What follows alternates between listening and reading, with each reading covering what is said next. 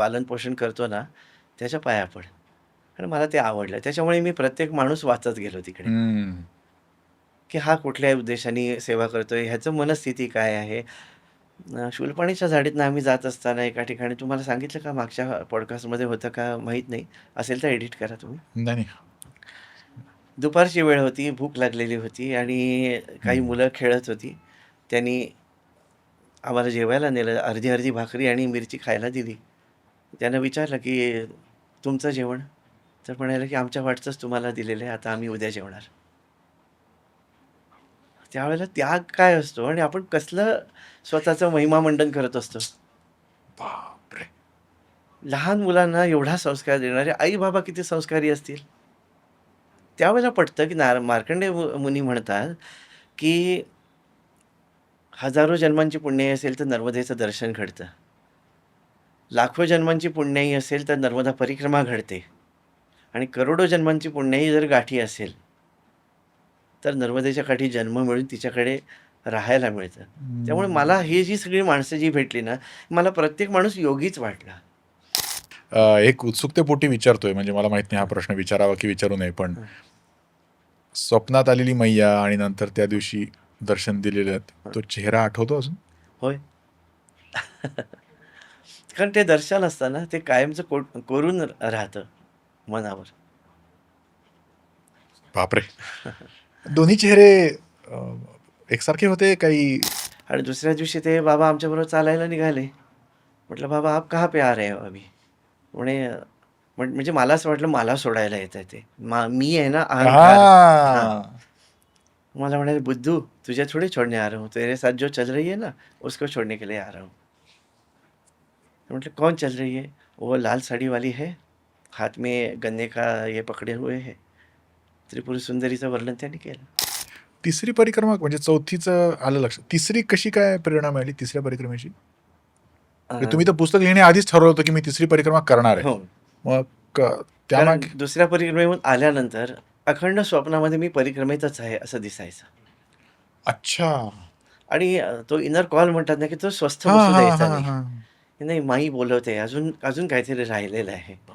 आणि त्यामागे सांगू का? फार मोठं होईल ते सांगणं. नाही, नाही. सांगा ना. नर्मदा परिक्रमात ते म्हणतात ना, की "मांग के खाना नहीं है, हां, मिला तो खाना है." हं. असे अनुभव आले कधी खायला मिळालं नाही, कधी? ते पूर्ण काव्य असं आहे, की "कौड़ी न बांधे गाठ को, मांगने से सकुचाए, पीछे पीछे हरी फिरे, भक्त न भूखा जाए." आहाहाहा! नमस्कार, वंदे मातरम, जय श्रीराम. आध्यात्मिक उन्नती, परमेश्वराची साधना, स्वतःचा आध्यात्मिक उत्कर्ष, या विषयावर आपण उदयन आचार्यजींबरोबर आधी चर्चा केली होती आणि त्यावेळी त्यांनी व्यावहारिक जीवन जगता जगता अध्यात्माचं महत्त्व काय आहे, आपण ती साधना का करायची आहे, डिटॅचमेंट साध्य करणं, माझा प्रपंच करता करता मला त्यातनं सुख मिळवता येणं, आनंद मिळवता येणं, हेच अध्यात्माचं मूल आहे, हे त्यांनी फार व्यवस्थित समजावून सांगितलं होतं. उदयन आचार्यजींची ओळख करून देतानाच मी जे बोललो आणि ज्यावर मी त्यांच्याबरोबर बरेचदा गप्पा मारल्या त्या ह्या, की आचार्यजींनी 4 वेळा नर्मदा परिक्रमा केली आहे. तर तो नर्मदा परिक्रमेचा अनुभव कसा होता, अ, नर्मदा परिक्रमा नेमकी काय आहे, हे सगळं समजून घ्यायला आज उदयनजी परत आलेत. गुरुजी, नर्मदे हर. नर्मदे हर. पुन्हा एकदा आल्याबद्दल खूप खूप धन्यवाद. मी मगाशी म्हणालो तसं, की एकदा नर्मदा परिक्रमा करणंच आम्हाला 3,500 किलोमीटरचा तो प्रवास पायी करायचा आहे. बरं तोही असा गुळगुळीत डांबरी रस्त्यावरून नाहीये. तो जंगलातनं आहे, टेकडीवरनं आहे. जम्मू काश्मीर ते कन्याकुमारी अंतर आहे 3700 किलोमीटर आणि नर्मदा परिक्रमा पूर्ण आहे 3,500 किलोमीटर म्हणजे 3500 किलोमीटर. म्हणजे तुम्ही 4दा जी केली आहेत, म्हणजे तुम्ही 2दा अख्खा भारत ओलांडला, एवढं अंतर कापलंय. तर कसं काय ही प्रेरणा, म्हणजे एकदा असं म्हणतात ना, की नर्मदा मैया बोलवते आणि मग आपण हो. नर्मदा परिक्रमा करतो. तर तुम्हाला पहिल्यांदा तो कॉल आला नर्मदेकडून आणि चौथ्यांदाही आला, म्हणजे 4 वेळा आला. हे कसं काय घडलं? आधीच्या पण माझ्या बऱ्याच जे व्हिडिओज आहेत त्याच्यामध्ये मी याचं उत्तर दिलं आहे. पण तरी एकदा परत सांगतो, हो. की परमपूज्य आईंचा अनुग्रह मी घेतलेला आहे, कलावती देवींचा. त्यांचं चरित्र वाचत असताना वयाच्या 19व्या वर्षी त्यांना वैधव्य प्राप्त झालं आणि त्यांच्या गुरूंनी त्यांना आज्ञा दिली, म्हणजे सिद्धारूढ स्वामींनी हुबळीच्या, की 12 वर्ष कीर्तन सेवा करत भारतभर फिर. तेव्हा ही 19 वर्षाची मुलगी, एकही पैसा हातात नाही, कोणीही सोबतीला नाही, ही कशी फिरली असेल भारतभर? बरं, दिसायला अतिशय देखण्या होत्या कलावती देवी, म्हणजे स्वर्गीय सौंदर्य ते. त्यामुळे आणि त्याच्यातून स्त्री आहेत. खरंच आहे. गुरूंच्या मंत्रावर संपूर्ण विश्वास ठेवून ही मुलगी भारतभर एकटी फिरली 12 वर्ष. हे वाचत असताना कुठेतरी मनात यायचं, की मी काय केलंय गुरूंसाठी? माझा गुरूंवर किती विश्वास आहे? जसा आईंचा विश्वास त्यांच्या गुरूंवर होता, की ओम नमः शिवाय म्हणत जा, सदा सर्वकाळ मी तुझ्याबरोबर आहे. हे अभयवचन दिलं सिद्धारूढ स्वामींनी. आणि त्याच्यानंतर कुणाचाही म्हणजे कुठेही संशय न घेता त्या फिरल्या. तसं मी जर आईंकडनं मंत्र घेतलेला आहे, तर त्या मंत्रावर आणि माझ्या आईंवर माझा किती विश्वास आहे? हम्म. ह्याचा कस कसा लागणार? हे सारखं मनात यायचं. बरं. कारण आम्ही कसं बेळगावला जातो, बेळगावला तिकडे छानपैकी हरिमंदिरात राहण्याची व्यवस्था असते, 3 वेळा खाण्याची व्यवस्था असते. तुम्ही फक्त भजन करा, कंपाऊंडच्या बाहेर जाऊ नका, एवढाच त्यांचा अगदी माफक नियम असतात. शिस्तीमध्ये राहा, गोंगाट करू नका. हे आध्यात्मिक माणसाला सांगायलाच नको असतं खरं. खरं आहे. पण तो कम्फर्ट झोन आहे ना शेवटी, की मला जेवायला मिळणार आहे, मला खायला मिळणार आहे, मला झोपायला मिळणार आहे, मला अंघोळीची व्यवस्था आहे, मला सगळ्या सुखसोयी आहेत आणि मी परमार्थ करायचा, हा कम्फर्ट झोन आहे. हम्म. ह्यामध्ये माझ्या विश्वासाचा कस काहीच लागत नाही आहे. या कम्फर्ट झोनमधनं बाहेर येण्यासाठी मी अक्षरशः धडपडत होतो, की असं असं काय होईल, की ज्याच्याने मी माझी श्रद्धा दृढ होईल. मी कोणासाठी करतच नव्हतो परिक्रमा, मी माझ्यासाठीच परिक्रमा करत होतो. तेव्हा मग काही पुस्तकं वाचनात आली माझ्या. सगळ्यात पहिल्यांदा आलं ते सुहास लिमयेंचं नर्मदे हर म्हणून पुस्तक आलेलं होतं. आणि ते वाचल्यानंतर असं वाटलं, की हां, हे एक छान आहे. एवढं आपण करू शकतोय. अच्छा. त्यानंतर मग जगन्नाथजी कुंटे, ज्यांची पुस्तकं म्हणजे पूर्ण महाराष्ट्रभर गाजलेली आहेत. नर्मदे हर, साधनामस्तक, कालिंदी इत्यादी भरपूर पुस्तकं आहेत. पण तेव्हा ते वाचल्यानंतर असं नाही वाटलं, की हे आपल्या रीचमधलं आहे. कारण ते खूप मोठे साधक होते. अच्छा. हम्म. त्यानंतर चंद्रकांतजी पवार, जे आता सध्या घोंगशाला रुद्रनाथ महाराज म्हणून त्यांनी संन्यासानंतर त्यांचं नाव रुद्रनाथ आहे. त्यांचंही नमामि देवी नर्मदे म्हणून पुस्तक आहे, तेही वाचलं. आणि सगळ्यात म्हणजे कर्मयोगिनी भारती ठाकूर यांचं नर्मदा परिक्रमा एक अंतरयात्रा, ही पुस्तकं वाचली आणि त्याच्यानंतर जाणवलं, की हां, आपण जे शोधत होतो ते हेच आहे. त्यानंतर प्रतिभा चितळे वगैरे यांचे जे यूट्यूबवरचे व्हिडिओज आहेत, त्यावेळेला यूट्यूब नव्हतं. मी ज्यावेळेला परिक्रमेला जाणार होतो त्याच्या आधी CD असायच्या. तर त्या CD मी ऑफिसमध्ये ऐकून म्हणजे 2007-08 सालापासून ऐकत होतो आणि 7-8 वर्ष मी अखंड त्या रोज लावायचो आणि बरं. ते ऐकत खूप रडायचो, की मला कधी बोलवणार? अरे बापरे. बरं. माझा नंबर आहे की नाही त्यामध्ये? आणि मग 14 साली सगळ्या गोष्टी फेवरेबल झाल्या. आमचं घरही विकलं गेलं. फायनान्शियली सुद्धा मी स्टेबल झालो आणि मग मात्र माझ्या आईमुळे मी हे करू शकलो. बरं. म्हणजे वयाच्या 45व्या वर्षी जेव्हा आमचा सगळ्या जागेचा व्यवहार झाला, आम्ही आता फायनान्शियली स्टेबल झालो आणि मी ऑफिसला जायला निघालो, तर आई म्हणाली, "कुठे निघालास?" म्हटले, "हा काय प्रश्न आहे? तुला माहीत नाही का रोज मी ऑफिसला जातो?" तर म्हणाली, की "तुला लग्न नको करायला म्हणून मी परवानगी जी मी दिली, ब्रह्मचारी राहायला परवानगी दिली, ती ह्यासाठीच का? की तू आयुष्यभर सर्व्हिस करत राहणार. परमार्थ कधी साधणार? उठ आणि परिक्रमेला जा." त्यावेळेला तिचं वय 74-75 वय होतं. बापरे. मी म्हटलं, "आई, तू म्हणतेस बरोबर आहे, पण महिन्याला वाहता झरा पाहिजे. कितीही सेव्हिंग्ज असली तरी सुद्धा वाहता महागाई वाढते वगैरे. सगळे जे प्रापंचिकांच्या डोक्यात असतं तेच माझ्या डोक्यात होते तेव्हा." साहजिक आहे. आई म्हणाली, की "जर इतका विश्वास नसेल परमेश्वरावर, तर मग इतकी वर्ष जे काही केलं ते वायाच गेल्यासारखं आहे." बापरे. त्याच्यामुळे तू काही चिंता करू नको. आजच्या आज जाऊन साहेबांना सांग, की मी येत नाही उद्यापासून. म्हटलं, "अगं असं नाही, ते एक नोटीस पिरियड असतो." ते म्हणे, "काय ते तुझं ते बघ," म्हणाले, "पण सर्व्हिस सोडायची." मी साहेबांना जाऊन सांगितलं, तर साहेबही आश्चर्यचकित झाले. म्हणाले, की "अरे, दुसरा कुठलातरी चांगला जॉब मिळतोय म्हणून सोडलंस तर मी ॲक्सेप्ट करू शकतो." पण पण म्हटलं, "नाही, आईची आज्ञा आहे आणि मी सोडतोय सर्व्हिस." 1 महिन्याभरचा जो काही नोटीस पिरियड असतो त्या ह्याच्यानी मी ती सर्व्हिस सोडली आणि परिक्रमेला निघालो. पण कसं आहे माहिती आहे, पहिल्या परिक्रमेची तुम्ही जे म्हणालात, की मानसिकता, त्यावेळेला अभ्यास नव्हता नीट. हम्म. माझा हम्म. आईनी केली म्हणजे आई पूर्ण भारतभर फिरल्या, एवढं एकच डोक्यात होतं. पण परिक्रमा ॲक्च्युअली कशी करायची असते, याबद्दल माझा अभ्यास फार कच्चा होता.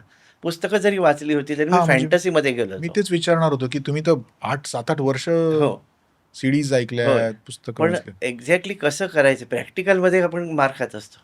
थिअरी सगळी पाठ झालेली होती. हम्म. पण प्रॅक्टिकली कसं असतं, बरं दुसऱ्यांच्या अनुभवावर मी जगत होतो ना. हम्म. मी उदयन आचार्य म्हणून परिक्रमेला जातच नव्हतो. कुंटेंना असं दिसलं, चंद्रकांतजी पवारांना असं दिसलं, भारती ठाकूरांना दिसलं. हा. ह्या विचारांनी बायस झालेलं होतं. म्हणजे ते तसं आहे ते आपल्यालाही दिसणार अच्छा. आणि परमार्थात हे उपयोगी नाही. परमार्थात तुम्ही आधी स्वतः काय आहात आणि तुमची लेव्हल किती आहे, ही ओळखून त्याच्यानुसारच तुम्हाला अनुभव येणार आहे. तुमची साधना किती आहे त्याच्यानुसार तुम्हाला अनुभव येणार आहेत. उगाच फॅन्टसीमध्ये जाऊन पहिल्यांदा जी परिक्रमा केली ती पूर्णपणे फेल झाली माझी. बरं. कारण परिक्रमेला जाताना एकट्याने जायला पाहिजे. म्हणजे परिक्रमेत म्हटलं जातं, की "एक निरंजन, दो सुखी, तीन में खटपट, चार दुखी." अच्छा. एक निरंजन, एकटा गेला सगळ्यात बेस्ट. दो सुखी, दोघं जण आहेत, ओके चला. 3 में खटपट, तिघं जण झाले की भांडण होणार. 4 दुखी, 4 जण आहेत म्हणजे त्यांना खायला प्यायलाही मिळणार नाही. ते दुःखी होणार, ते भांडतच राहणार एकमेकांशी. हम्म. कारण परिक्रमा ही वारीसारखी नाहीये. वारी हे जनसमुदायाला बरोबर घेऊन जाऊन भगवत भक्तीचं शिकवण दिलेली आहे भागवत धर्मामध्ये. आणि त्याच्यात कसं एक असतं, की आळंदीहून निघायचं, पंढरपूरला पोहोचायचं. मध्ये काही नाहीये. काही नाही म्हणजे पाडाव आहेत आणि तिकडे थांबतात वगैरे, पण तीर्थक्षेत्र, महंत वगैरे ह्या काही प्रकार नाहीये. पण परिक्रमेत तसं नाहीये. परिक्रमेत 66 कोटी तीर्थ आहेत. प्रत्येक ठिकाणी एक महात्मा, एकेका देवानी तपश्चर्या केलेले ते समजून घेत तुम्हाला पुढे जायचंय. रामानी सुद्धा तपश्चर्या केलेलं रामेश्वर आहे. हनुमंतानी तपश्चर्या केलेलं हनुमंतेश्वर आहे. मग त्या ठिकाणी जाऊन त्या जागेचा इतिहास किंवा त्या जागेची जी व्हायब्रेशन्स आहेत, ती तुम्ही अनुभवून मग पुढे जाणं अपेक्षित आहे परिक्रमेमध्ये. नुसतं चालत सुटणं हे म्हणजे परिक्रमा नव्हे. पण हे माहीत नव्हतं. त्यामुळे पहिली परिक्रमा फेल गेलेली होती. 8 जणांना बरोबर घेऊन मी निघालेलो होतो. 4 दुःखी म्हटलं तर मी अजून डबल केलेलं डबल होतं. आणि त्यामुळे काय झालं, की जो संसार सोडून इकडून गेलो होतो, तोच तिकडे मागे लागलेला होता. आज ह्याला बरं नाही, उद्या तिला बरं नाही, मग थांबायचं, त्यांचा औषधोपचार करायचा, त्यांना खायला मिळालं की हे करण्यासाठी काही आपण इकडे आलेलो नव्हतो. हां, वाटेत कोणी आजारी असेल तर त्याची शुश्रूषा अर्थातच. करणं हे मानव धर्म आहे, तो करायचा. पण स्वतःहून लावून नाही ना घ्यायचं ते. आणि तो बरा झाल्यानंतर तो त्याच्या वाटेला, आपण आपल्या वाटेला असं डिटॅच होता आलं पाहिजे, तर ती परिक्रमा होते. आपण लवाजमा घेऊनच निघालो तर प्रत्येक रोज हे कोणाचं ना आमची कोणाचं. मोगली फौजेसारखं होतं. म्हणजे तुम्हाला हम्म. सांगतो ना, की शूलपाणीची झाडी लोकं 6 दिवसात, 5 दिवसात पार करतात. आम्ही 15 दिवस शूलपाणीच्या झाडीत होतो. एका एकादशीला प्रवेश केला, दुसऱ्या एकादशीला बाहेर पडलो. इतकं सावकाश चाललेलं होतं. कारण मी पुढे जाऊन थांबलो, की पाठचे लोकं येईपर्यंत मी फ्रेश झालेलो असायचो. मग पण ते ते म्हणायचे, दमलेले आहेत. हां, "तू थांब आमच्यासाठी, आम्ही आत्ताच आलोय." मग ह्याच्याने ना घुसमट व्हायला लागली मनाची, की हे नाही, हे नको आहे आपल्याला. म्हणून पहिली परिक्रमा म्हटलं ना, की फेल झाली. मग त्याच्यात त्या भगिनी होत्या माझ्याबरोबर 4 जणी. तर त्यांचे पाय दुखायचे, पायाला फोड यायचे. आपण दुर्लक्षही करू शकत नाही. आपल्याच गावचे आहेत, प्रश्नच आपलेच नाही. लहानपणापासूनचे सगळे सोबती आहेत. प्रश्नच नाही. मग गाडीत बसायला लागलं आम्हाला. मंडलेश्वरपासून गाडीत बसायला लागलं. त्यामुळे ती परिक्रमा वाहनाने पूर्ण झाली, पण माझ्या दृष्टीने आणि आईच्या दृष्टीने ती फेल झालेली. मला सगळ्यात भीती घरी येण्याची वाटत होती. बरोबर आहे. परीक्षा होणार आहे. होय. ही किती साली झाली आपली? 2014 आणि 15 बरं, म्हणजे 14च्या शेवटी आणि 15च्या सुरुवातीला. ठीक आहे. घरी आल्यानंतर 6 महिने आई बोलत नव्हती माझ्याशी. मला म्हणाली, "तुला पाठवलं होतं परिक्रमेला, तपश्चर्येला. इतक्या जणांना बरोबर घेऊन जायला तुला कोणी सांगितलं होतं?" बापरे! आणि अक्षरशः म्हणजे वरण वाढू, भात वाढू एवढंच बोलायची. बाकी दिवसभरात आई मुलाला जे वात्सल्याने बोलते तसं ती बोलत नव्हती. गुरुपौर्णिमा आली त्याच वर्षीची 2015ची. गुरुपौर्णिमेला आईंच्या इकडे, कलावती देवींच्या इकडे माझी पेटीची सेवा होती. मी आपल्या पेटीची सेवा वगैरे करून घरी आलो. संध्यावंदन करून जपाला बसलो. माझ्या आईच्या हातात अखंड काउंटर असतो, डिजिटल काउंटर. पूर्वी माळ असायची, आता डिजिटल काउंटर आहे. ती झोपाळ्यावरून उठून आली आणि मी संध्या करत असताना, जप करत असताना माझ्या डोक्यावरून हात फिरवला आणि म्हणे, "परत जातोस परिक्रमेला?" आहाहाहा! त्यावेळेला मात्र अगदी लहान मुलासारखा मी तिच्या मांडीवर डोकं ठेवून ओक्साबोक्शी रडलो, की हिला तळमळ आहे की माझी परिक्रमा व्हावी. आणि ती गाडीची बिडीनी अशी नाही, 35% पास नको म्हणाली. कमीत कमी 99% मिळवून ये. मग दुसऱ्यांदा परिक्रमेला निघालो. आईची आज्ञा असल्यामुळे मी विचारलेलं नव्हतं की मी जाऊ का? आज्ञा झाली होती आईकडनं, की तू जा. दुसऱ्यांदा कोणालाही न कळत मी निघालो. डोंबिवलीतनं हं. अगदी एकटा निघालो. मग चैतन्य म्हणून गोव्याचा 22 वर्षाचा ऋग्वेदी पंडित, तो ओंकारेश्वरला माझ्याबरोबर संकल्प घ्यायला माझ्याबरोबर होता. तो म्हणाला, की त्यावेळेला तो मला बाबाजी म्हणायचा. "बाबाजी, मी तुमच्याबरोबर चालू का?" म्हटलं, "हे बघ, मी कोणाच्या बांधील नाही. हं. त्यामुळे जितके हं. दिवस आपण बरोबर चालू, तितके दिवस चालू. पण जेव्हा वेगळं व्हायचं वेळ येईल, त्यावेळेला वेगळं पण होता आलं पाहिजे." तर मग म्हणाला, "माझ्याकडनं तुम्हाला काही त्रास होणार नाही." त्याचं सोवळं-ओवळं प्रचंड कडक होतं आणि ते पाळून त्या मुलाने परिक्रमा केलेली होती आणि पूर्ण वेळ माझ्याबरोबर, फक्त 3 दिवस आम्ही वेगळे झालो होतो. पण बाकी सगळ्या वेळ बरोबर होतो. दुसरी परिक्रमा चांगली पूर्ण झाली.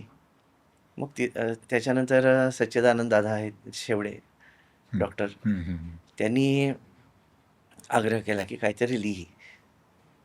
मग हं. त्यांनी लिहायला सांगितल्यावरून मी म्हटलं, "अहो, मी काही लेखक नाही. माझ्याकडनं काही." म्हणजे मला निबंधामध्ये ना 2 मार्क मिळायचे 10 पैकी. इतकी वाईट कल्पनाशक्ती होती. हं. तर ते म्हणाले, की "इकडे कल्पनेचं काही नाहीच आहे. जे आहे तेच लिहायचं आहे तुला." म्हटलं, "आता हे काय नवीन झंझट आलंय? काय आपल्याला?" म्हणजे बरोबर. पण ते 3दा आले आणि त्यांनी आई शेवटी मला ओरडली, की "अरे, ते एखादा मोठा माणूस तुला जर सांगतोय, तर तुला लिहायला काय प्रॉब्लेम आहे?" म्हटलं, "अगं, माझं कोण वाचणार? कोणी ओळखत नाही मला." आणि म्हटलं, "इतकी सुंदर पुस्तकं आहेत. अजून खरंय. मी काय हं, लिहिणार आहे हं. त्याच्यात?" तर पण ते पुस्तक लिहिलं गेलं. महाजन काका म्हणाले, म्हणजे मोरया प्रकाशनचे, त्यांनी ते प्रकाशित करायची म्हणजे उमेद दाखवली. त्यानंही म्हटलं, "तुमची खूप मोठी रिस्क आहे हां ही." हो. पण त्यांनी ती रिस्क उचलली आणि ते म्हटलं, "परिक्रमा मी परत एकदा तिसऱ्या परिक्रमेला जाणार आहे. त्याच्या आधी हे तुमचं प्रकाशन वगैरे जे काही प्रकरण आहे, ते आटपून घ्या. मी काही त्याच्यासाठी थांबणार नाही नंतर." हं. पण त्यांनी त्या अगदी कमी वेळामध्ये असून सुद्धा त्यांनी ते सगळं पूर्ण केलं आणि 18 ऑक्टोबरला पहिली आवृत्ती प्रसिद्ध झाली 2016. 2018 18. बरं. 18ला आणि 3 दिवसांनी त्यांचा फोन आला, पहिली आवृत्ती संपली. ओह! तेव्हा जाणवलं, की हे याचा करता आपण नाही आहोत. हां, नक्कीच नाही आहोत. हां. आणि हे तुम्ही जे विचारला होता प्रश्न, की पहिल्या परिक्रमेची मनस्थिती आणि चौथ्या परिक्रमेची, ह्याच्यात खरोखर जमीन आसमानाचा फरक होता. कारण आता 2दा-3दा जाऊन माई काय आहे, हे साधारण लक्षात यायला लागलं होतं. आपला अहंकार मोडून आपण स्वस्थपणे तिच्याजवळ जायचंय, स्वरूपाकडे वळायचंय. देह हा प्रारब्धाने चालत राहणारच आहे. देहाचं जे काही खायला मिळायचंय, प्यायला मिळायचंय, राहायला मिळायचंय, ते प्रारब्धाने त्याला मिळतच जाणार आहे. त्याच्यामुळे पूर्ण आईवर निर्भर होऊन राहायचं आहे. ही जी आहे ना स्टेज, ही पहिल्या परिक्रमेत नव्हती. हम्म. पहिल्या परिक्रमेत हट्ट होता. हम्म. आणि चौथ्या परिक्रमेची मानसिकता तर संपूर्ण वेगळी होती, की ह्या 3 परिक्रमांमध्ये मला सद्गुरू मिळाले. म्हणजे आई, परमपूज्य आई कलावती देवी तर मोक्षगुरू आहेतच. पण त्यांच्याच आदेशाने श्रीविद्या उपासना मला करायची प्रेरणा मिळाली. त्यांनीच त्या मार्गावर नेलं आणि त्याच्यातले जे श्रेष्ठ आचार्य राज नरहरिगिरी स्वामी, त्यांची महेश्वरला समाधी आहे. म्हणजे समाधी त्यांना नर्मदामाईमध्येच दिलेली आहे. तर ते मला तिकडे भेटले. त्यांनी देह ठेवण्यापूर्वी म्हणजे वयाच्या 42व्या वर्षी त्यांनी देह ठेवला. अरे बापरे, बरं. माझ्यापेक्षा 10 वर्षांनी लहान होते स्वामीजी. म्हणजे माझे मोक्ष हे श्रीविद्या गुरु हे माझ्यापेक्षा वयाने 10 वर्षांनी लहान होते. पण फिजिक्समध्ये PhD वगैरे झालेले होते ते. हम्म. तर ते मला एकदा म्हणाले होते, की "एक परिक्रमा आपण दोघंजण बरोबर करूया आपण." हे तिसऱ्या परिक्रमेत झालं का? तिसऱ्या परिक्रमेनंतर अच्छा. 2019 नंतर. 2019 6 नोव्हेंबरला त्यांनी देह ठेवला. म्हणजे त्यांच्या गुरूंची पुण्यतिथी होती. ज्यावेळेला शिवलिंगाला ओवाळता-ओवाळता त्यांनी तिकडेच देह ठेवला. बरं. तर ते म्हणाले होते, की "एक परिक्रमा आपण बरोबर करूया." मग ते माझ्या मनाला सारखं लागून राहायचं, की स्वामीजी म्हणाले होते, की "एक परिक्रमा आपण बरोबर करूया" आणि ते राहिलंय आपलं. आणि त्याच वेळेला अक्कलकोटहून अ, स्वामी समर्थांनी ज्या वटवृक्षाखाली देह ठेवला, त्या वटवृक्षाची फांदी मोडलेली होती आणि त्या फांदीपासून तयार केलेल्या पादुका माझ्याकडे आलेल्या होत्या. म्हणजे त्यांनी प्रसाद म्हणून दिलेल्या होत्या. त्या बरं. पुजाऱ्यांनीच विचारलं, की "न्याल का तुम्ही?" तर आता न्याल का आपला होय नाही म्हणायचा प्रश्न प्रश्नच स्वामी नाही. येत आहेत. हो. मग त्या पादुकांच्या रूपाने माझे गुरु माझ्या घरी परत आले असं मला वाटलं आणि मग त्या पादुका घेऊन मी चौथी परिक्रमा केली. अच्छा. त्यावेळेला भरतासारखी मनस्थिती होती, "जिही चरण की चरण पादुका भरत रह्यो लवलाही, सोही चरण केवट धोयलिनो तव हरी नाव चलाई. भज मन रामचरण सुखदाई." राम आणि सद्गुरू वेगळा नाहीच. मग माझ्या सद्गुरूंच्या पादुका बरोबर घेऊन चौथी परिक्रमा होती. त्यामुळे पहिल्या परिक्रमेतली मनस्थिती वेगळी होती आणि बापरे! चौथ्या परिक्रमेची मनस्थिती वेगळी होती. तिसरी परिक्रमा म्हणजे चौथीचं आलं लक्षात. तिसरी कशी काय प्रेरणा मिळाली तिसऱ्या परिक्रमेची? अ, म्हणजे तुम्ही तर पुस्तक लिहिण्याआधीच ठरवलं होतं, की मी तिसरी परिक्रमा करणार आहे. हो. मग कारण त्यामागे दुसऱ्या परिक्रमेहून आल्यानंतर अखंड स्वप्नामध्ये मी परिक्रमेतच आहे असं दिसायचं. अच्छा. आणि तो इनर कॉल म्हणतात ना, की तो स्वस्थ हां, बसू हां, द्यायचा हां, नाही. हां. नाही, माई बोलवते, अजून अजून काहीतरी राहिलेलं आहे. आणि त्यामागे सांगू का? फार मोठं होईल ते सांगणं. नाही, नाही. सांगा ना. श्रीविद्येतला पंचदशी म्हणून एक मंत्र आहे. म्हणजे 15 अक्षरांचा मंत्र आहे. तो मला कल्याणच्या व्यंकटरमण अय्यर म्हणून एक आहेत. त्यांच्याकडनं तो मंत्र मिळालेला होता आणि ते म्हणाले, की "तू ब्रह्मचारी असल्यामुळे तुला आम्ही ह्याच्या पुढची दीक्षा देऊ शकत नाही." मला फार असं वाईट वाटलं, की अरे जर पूर्ण द्यायचं नाही, अर्धवट मला नको होती ना. मी आईंचा ओम नमः शिवाय आणि याच्यात मी खुश होतो. मी काही मागायला गेलो नव्हतो. जर त्यांची प्रेरणा म्हणून तुम्ही सांगताय, तर मग मला पूर्णपर्यंत द्यायला पाहिजे. हा नियम काय पण ब्रह्मचारी असल्यावर पूर्ण देणार नाही म्हणजे? अ, नाही काही-काही संप्रदायांमध्ये असं आहे, की पुढची जी षोडशी वगैरे जी दीक्षा असते, हं. ही ब्रह्मचार्यांना देत नाहीत. ते गुरुमंडलाप्रमाणे वेगवेगळे ते नियम असतात. हा थोडा गूढ विषय आहे. ठीक आहे, ठीक आहे, हां, ठीक आहे. नाही म्हणजे मग तुम्ही गृहस्थाश्रमात हवात की काय वेगळंच काहीतरी? गृहस्थाश्रमी असला तर तुम्हाला ते तर देता मिळणार. येते हां, असं म्हणजे त्यांचा हो ना. त्यांचा नियम होता. अच्छा, अच्छा, अच्छा. बरं, बरं. पण बापरे! असा जनरल बरं, नियम नाही आहे. तो बरं, त्या गुरुमंडलाचा नियम असू शकतो बरं, तसा. बरं. त्यामुळे मी वाद नाही घातला त्यांच्याशी. पण मग माई आपलं भांडण्याचं ठिकाण कुठलं आहे? नर्मदा मैया. हं. मग त्या पंचदशी मंत्राचं अनुष्ठान करत तिसरी परिक्रमा केली. कारण ती स्वप्नात सारखी दिसायची. हं. आणि दुसरी परिक्रमा संपता एक गंमत झाली होती, की होशंगाबाद म्हणजे आताचं नर्मदापुरम. तर नर्मदापुरमच्या सेठानी घाटावर मी बसलेलो होतो पूजा करत आणि त्यावेळेला एक साधारण 30शीच्या आसपास असलेली एक बाई आणि तिची अगदी छोटीशी मुलगी, अशा दोघीजणी आल्या आणि काय झालं होतं, की माईकडे बघितल्यावर मी अखंड रडतच असायचो. परिक्रमेमध्ये मला भरून यायचं आणि माईकडे बघत मी रडत होतो, तर ती मुलगी, लहान मुलगी आली आणि माझ्या गालावरनं हात फिरवला. "बाबाजी क्यों रो रहे हो?" आता ते म्हटल्यावर तर अजून ओक्साबोक्शी रडायला लागलो. मग त्या बाईंनी सांगितलं, तिला जवळ घेतलं, म्हणाले की "बाबाजी को नर्मदा जी की याद आ रही है ना, इसके लिए बाबाजी रो रहे हैं." मग ती म्हणाली, नर्मदा जी तो यहाँ पे ही है."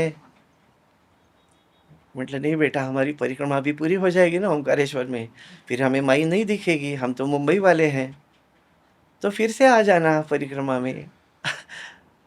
ते बीज होतं तिसऱ्या परिक्रमेचं, की तिने बोलवलं होतं. ती कन्या रूपात आहे आणि तीच म्हणते की "फिर से आ जाना परिक्रमा में." हे तिचं आमंत्रण होतं. आणि बापरे! त्यामुळे बरं चारूखेड्याला आलो आम्ही. आता ओंकारेश्वर थोडंसं थोड्या अंतरावर आहे. चारूखेड्याला आलो. तिकडे मनरंगीर बाबा म्हणून त्यांची समाधी आहे. मध्य प्रदेशमध्ये एक खूप मोठे संत आहेत सिंगाजी बाबा. त्यांचे हे गुरु. त्यांची समाधी तिकडे आहे चारूखेड्याला. आणि तिकडे रात्री झोपलेलं असताना माई स्वप्नामध्ये आली आणि म्हणाली की "पुढच्या वेळेला येशील त्यावेळेला रुद्राक्ष घालून ये हां गळ्यामध्ये." अरे बापरे! बरं. तेव्हा एकदम लक्षात आलं की ह्या दुसऱ्या परिक्रमेच्या आधी मी माहूरगडावर गेलेलो असताना तिकडे दत्त महाराजांचं जे ठिकाण आहे माहूरगडावर, तिकडे एका साधूनी मला एकमुखी रुद्राक्ष दिला होता आणि "ये पहन के परिक्रमा में जाना" म्हणून सांगितलं होतं आणि मी विसरलेलो होतो. ह्या 2 जेव्हा गोष्टी टॅली झाल्या, की हं. त्या मुलीने सांगितलं "फिर से आ जाना" आणि माईनी स्वप्नात येऊन सांगितलं, की "पुढच्या वेळेला रुद्राक्ष घालून ये." म्हणजे हं. तिचं आमंत्रण होतं. हं. आणि त्या बेसवर तिसरी परिक्रमा झाली आणि त्यावेळेला मग म्हटलं, की आता थोडं भांडूया आपण माईशी. तिला म्हटलं, की "जर पंचदशीच्या पुढे जाण्याची माझी योग्यता नसेल, तर तू स्पष्ट सांगायला पाहिजेस मला. मला तू स्पष्टपणे सांग, की तुला पुढची दीक्षा घेण्याचा अधिकार नाही." आणि त्याचा जवळ-जवळ 15-1 लाख जप झाला माझा. आणि रामघाट म्हणून एक आहे. तिकडे युधिष्ठिराने बांधलेलं, त्याच्या थोडंसं पुढे युधिष्ठिराने बांधलेलं असं पांडेश्वर म्हणतात त्याला आता, पण पांडवेश्वर म्हणून शिवलिंग आहे. तर तिकडे ग्रहणाच्या वेळेला जप करत बसलेलो होतो. ग्रहण झाल्यावर ग्रहण लागतानाही स्नान केलं, ग्रहण सुटतानाही स्नान केलं. चंद्रग्रहण होतं 31 जानेवारी 2019. आणि त्या रात्री झोपलो आणि पहाटे 3, 3:15च्या सुमाराला जाग आली आणि संपूर्ण लाल प्रकाश दिसला आणि त्याच्यामध्ये एक स्त्री उभी आहे. आता पहाटे 3-3:30 हे काही सूर्योदयाचं कुठलंही लक्षण नसतं त्यावेळेला.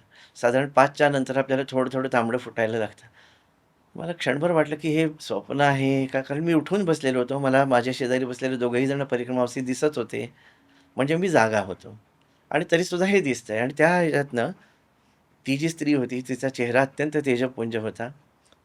एवढेच शब्द ऐकू आले, की "तुझी षोडशी दीक्षा महेश्वरला होईल." बापरे! आता हे स्वप्न म्हणावं, की खरं आहे, काय आपल्याला कळेना, भास आहे. म्हणून मी हे कोणालाही सांगितलं नाही. कारण मला हे नको होतं, की ह्याच्याकडनं त्याला कळलं, त्याच्याकडनं त्याला आणि कळलं आणि मग मग ते हां. पूर्ण झालं. त्याच्यामुळे हे ह्या दोघांनाही, कारण ते छान गाढ झोपेत होते. त्यांना कळणं शक्य नव्हतं. सांगणार कोण? मीच. आईलाही सांगितलं नाही आणि घरी येऊन नर्मदा पूजन वगैरे केलं. नर्मदा पूजन केलं आणि सहस्त्रनामावली अर्पण केल्यानंतर अचानक फोन वाजला. महेश्वरच्या राज नरहरी स्वामीजींचा फोन होता आणि ते त्यांच्या साउथ इंडियन स्टाईलने ते म्हणाले, "उदयन जी, क्या कर रहे हैं? आज रात को निकलो, कल सवेरे आ जाओ, आपको षोडशी दीक्षा देने का भगवती का आदेश है" म्हणाले. त्यावेळेला स्तिमित झालो. कारण मी हे कोणालाही सांगितलेलं नव्हतं, की माझी षोडशी दीक्षा मैयानी असं-असं सांगितलंय, की महेश्वरला होईल. हे फक्त मला माहिती होतं. आणि जेव्हा त्याचं टॅली झालं, की हां, मग हा दृष्टांत होता. मग स्वामीजींकडनं मला ती दीक्षा मिळाली. ही तिसऱ्या परिक्रमेची ही मनस्थिती होती, की मला तू सांग, मला तू देणार आहेस का? मी योग्य नसेल तर मी ॲक्सेप्ट करणार होतो ते, की तू योग्य नाहीस, तुला नाही मिळणार. ही ही तिसरी. ही दीक्षा नेमकी कशाबद्दल सांगू शकता का? काय ह्याला श्रीविद्या उपासना म्हणतात. श्रीविद्या म्हणजे आत्म्याचं वैभव जाणण्याची उपासना. बरं. मोक्षविद्याच आहे ती. श्री म्हटल्यानंतर सगळ्यांच्या डोक्यात पैसा येतो. हां, मी म्हणजे पण श्रीविद्या असं नावच का पडलं? त्रिपुरा रहस्यामध्ये हरिताईन ऋषींनी सांगितलेलं आहे, की पहिल्यांदा लक्ष्मीनी ही तपश्चर्या केली. लक्ष्मीने तपश्चर्या केली आणि त्रिपुर सुंदरी जी इच्छाशक्ती first vibration of Parabrahman is Tripura Sundari. तिची उपासना केली लक्ष्मीनी आणि ती त्रिपुर सुंदरी लक्ष्मीला प्रसन्न झाली आणि म्हणाली, की आजपासून माझ्या या विद्येचं नाव तुझ्या नावाने प्रसिद्ध होईल म्हणून श्रीविद्या असं त्याला म्हटलेलं आहे. बरं. ही मोक्षविद्याच आहे. हिच्यात क्रमदीक्षा असते. गुरूंची सेवा करून एक तुम्ही क्रम पार करत ती पुरश्चरणं, ते इंद्रिय दमन, ते समजून घेणं, असं करता शेवटी षोडशी, महाषोडशी, पराषोडशी, पूर्णाभिषेक असे सगळे त्याचा क्रम असतो. बरं. पण याचं म्हणजे एंड ऑब्जेक्टिव्ह स्वतःचं हो. स्वात्मेव परदेवता ललिता. बरं. त्या परब्रह्माचं पहिलं व्हायब्रेशन तेच मी आहे. अहम. हे ओळखणं. हां, हे ओळखणं. बरं. फक्त ते अगदी रसपूर्ण आहे. हा मार्ग जो आहे श्रीविद्येचा हा रसपूर्ण आहे. बरं. ह्याच्यात त्याग-बीग असं काही नाही. अगदी तुम्ही म्हणजे द्राक्षाचं म्हणजे आता वामाचार आपण थोडं वेगळ्या याला चाललोय. हो, हो, हो. विषय आपला वेगळा होतोय. पण सांगतो की वामाचार, दक्षिणाचार, समयाचार असे 3 आचारांनी ही पूजा होते. वामाचारामध्ये प्रत्यक्ष दारू इत्यादी पंचमकार सेवन होतं. दक्षिणाचारामध्ये त्याचे पर्याय घेतले जातात. करपात्रीजी महाराजांनी आता जी उपासना पद्धती घालून दिली आहे, त्याच्यामध्ये तुम्ही दूध घेऊ शकता ह्याच्याऐवजी, म्हणजे लिकरच्या ऐवजी. हं. आणि समयाचारामध्ये रिच्युअल्स काहीच नाहीत. हं. आतमध्येच आहे सगळं. बरं, बरं. हे 3 स्टेजेस आहेत. हे अशा गुरु 3 स्टेजेस आहेत की 3 ऑप्शन्स आहेत? ह्या स्टेजेस आहेत अशा? खरं सांगायचं तर स्टेजेस आहेत. बरं. म्हणजे माझ्या दृष्टीने, माझ्या विचारानुसार. बरं, बरं. पण बघा कसं असतं, की पहिलीच आपण ज्यावेळेला जातो त्यावेळेला ग, म, भ, न सगळं मोठ्या अक्षरात लिहिलं जातं. बरोबर, बरोबर. तसं ते हे मारून टाक, म्हणजे हे हां. मांसामध्ये पण तीच आहे, अमकं आहे, तमकं आहे, अमकं-तमकं हे पटवून देण्यासाठी जे बिगिनर्स आहेत हं, हं, हं. किंवा ज्यांची आकलनशक्ती जास्ती नाही, त्यांना ते करायला खरं सांगायचं तर हे पण थोडंसं वेग होतंय सांगणं. हां, हां. नाही आणि तो विषय गहन हां, आहे. तो जरा वेगळाच हो, हो, विषय हो. आहे. पण त्याच्यातनं नंतर पर्यायानंतर तुम्ही काहीच न वापरता सुद्धा तोच आनंद हं. मिळवता येतोय. हं. हे ओळखणं हा समयाचार आहे. बाकी तुम्ही वामाचारामध्ये म्हटलं तर ते सगळं करून सुद्धा तो आनंद तुम्ही अर्पण करून टाकून तुम्ही त्याच्यापासून अलिप्त राहायचंय. फार मोठी ही वीर साधकांची बरं, बरं. स्टेज आहे. ही सगळ्यांना शक्य नाही. ही फक्त शिवच करू शकतात. बरं.